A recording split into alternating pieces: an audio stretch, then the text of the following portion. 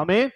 அவரை விசுவாசித்து இப்ப சொல்ற இந்த வார்த்தையெல்லாம் கேட்டு இந்த வார்த்தைக்கு கீழ்ப்படிந்து மனசளவுல நான் ஒரு பாவி என்று உணர்ந்து, தாவீது போல என் தாய் என்னை பாவத்தில் கர்ப்பம் தரித்தாள் என்று உணர்ந்து பாவங்களை அறிக்கையிடும் போது நாம் மறுபடியும் பிறக்கிற அனுபவத்துக்கு நேராக வருகிறோம். born again experience. ஒரு ஆமென் சொல்லுங்க. அல்லேலூயா.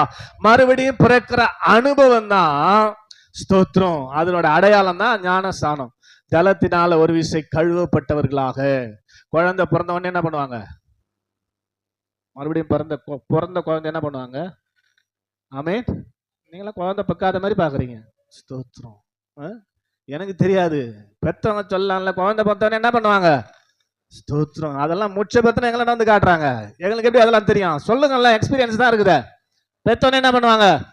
ஆமென். நல்ல சொல்லுங்க. அல்லேலூயா. அப்ப மறுபடியும் பிறந்தவங்க என்ன பண்ணி ஆகணும்? தண்ணியில ஞானஸ்நானத்துல கழுவணும். ஆமென் சொல்லுங்க. அல்லேலூயா. அப்படி கழுவுனதுக்கு அப்புறம் தான் நல்ல ட்ரெஸ். குழந்தைக்கு ஏதாவது ட்ரெஸ் வாங்கி வச்சுக்கிறீங்களா? ஸ்தோத்திரம். ஆமென் சொல்லுங்க. அல்லேலூயா.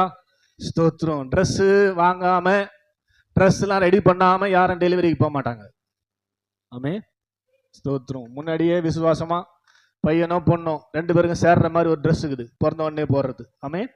பையனுக்கும் போடலாம், பொண்ணுக்கும் போடலாம். அதெல்லாம் வச்சுக்கின்னு தான் போவோம். ஆமென். ஸ்தோத்திரம். நர்ஸ் வந்து ட்ரெஸ் எதுனா வச்சுக்கிறீங்களான்னா, ஐயோ மறந்துட்டேன், இவள் தான் போய் வாங்க போறலாம் போக மாட்டோம். ஆமென். ஸ்தோத்திரம். அப்ப ஞானஸ்நானம் எடுத்த உடனே ஆண்டவர் என்ன பண்றாரு? ரட்சிப்பின் வஸ்திரத்தை ஆவினால, ஆமென் சொல்லுங்க. அல்லேலூயா, பிறக்கிறதே நம்ம மேல போட்டு. எசேக்கியேல் 13 அழகா சொல்றான், உன் அருகே கடந்து போன போது உன் நிர்வாணத்தை பார்த்தேன். ஆமென். உன் காலம் பருவ காலமாயிருந்தது, அப்போது என் வஸ்திரத்தை உன்மேல் விரித்து, ஆமென், உன்னை நான் சேர்த்து கொண்டேன், என்னுடையவளாய் மாறினாய் என்று சொல்லுகிறார். ஆமென் சொல்லுங்க. அல்லேலூயா. நல்ல கவனிங்க, இதெல்லாம் நடந்த சம்பவம், நமக்கு தெரியாது. இதெல்லாம் ஆவிக்குரிய காரியங்கள் நமக்கு தெரியாதுங்க. ஆவிக்குரியவர்களுக்கு தான் தெரியும். நம்ம உலகத்தோடு ஒன்றி போய் இருக்கிறபடினாலே, மாம்சத்தில் இருக்கிறபடினாலே இது ஒண்ணும் நமக்கு விளங்காது. அப்போ அந்த வஸ்திரத்தை விரித்து புதிய ஆவியை, ஏற்கனவே பழைய ஆவி, பொல்யூட்டட் ஆவி, கரப்டட் ஆவி, பாவம் செஞ்ச ஆவி நமக்குள்ள இருக்குது. ஆதாமின் வழியாக நம் மூலமாய் வந்திருக்கிறது. அந்த ஆவிதான் நம்ம இதுவரைக்கும் நடத்தி இருக்குது. ஆமென் சொல்லுங்க. அல்லேலூயா. ஆவிதான் ஆத்மாவை நடத்தும், ஆத்மா தான் சரீரத்தை நடத்தும். மனுஷனுக்கு ஆவி உண்டு, ஆத்மா உண்டு, சரீரம் உண்டு. இது நம்புறீங்களா? அல்லேலூயா சொல்லுங்க. அல்லேலூயா.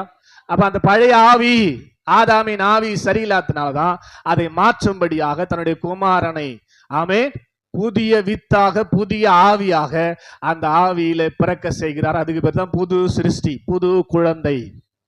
ஆமென் சொல்ல மாட்டீங்களா? ஒருவன் கிறிஸ்துவுக்குள் இருந்தால் புது சிருஷ்டி.